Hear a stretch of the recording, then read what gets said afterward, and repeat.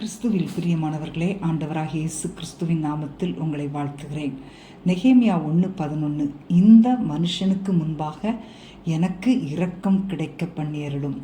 ராஜாவின் அரண்மனையில் அவனுக்கு பானபாத்திரக்காரனாக இருந்த நெகேமியா முதலாவது தேவனுடைய கண்களில் தயவையும் இரக்கத்தையும் பெற்றுக்கொள்ளும்படி ஜெபித்தான். இரண்டாவதாக இந்த ராஜாவுடைய கண்களில் இரக்கம் கிடைக்கும்படி ஜெபித்தான்.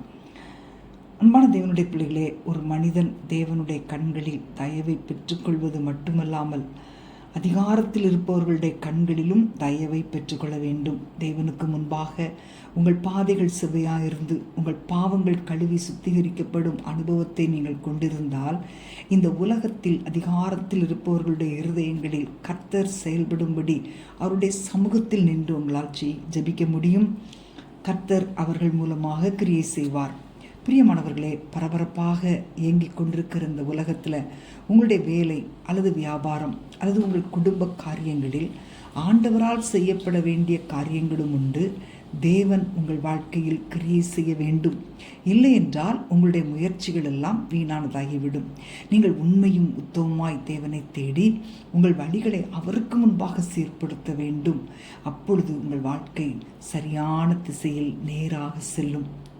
உங்கள் வாழ்க்கையில் உள்ள கட்டுகளை எல்லாம் கர்த்தர் தகர்த்து நீங்களும் உங்கள் குடும்பத்தாரும் ஆசீர்வதிக்கப்படும்படியும் உங்கள் வாஞ்சைகள் எல்லாம் நிறைவேறும்படியும் அதிகாரம் உள்ளவர்களிடம் கர்த்தர் பேசி காரியங்களை உங்களுக்கு சாதகமாக மாறச் செய்வார்.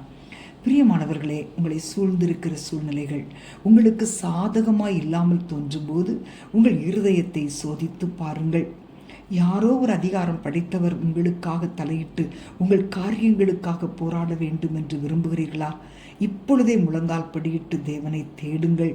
கர்த்தர் இந்த பூமியில் உள்ளவர்களுடைய கண்களில் உங்களுக்கு தயவு கிடைக்கும்படி ஆண்டவர் கிரியை செய்வார். நாம் ஜெபிப்போமாம்.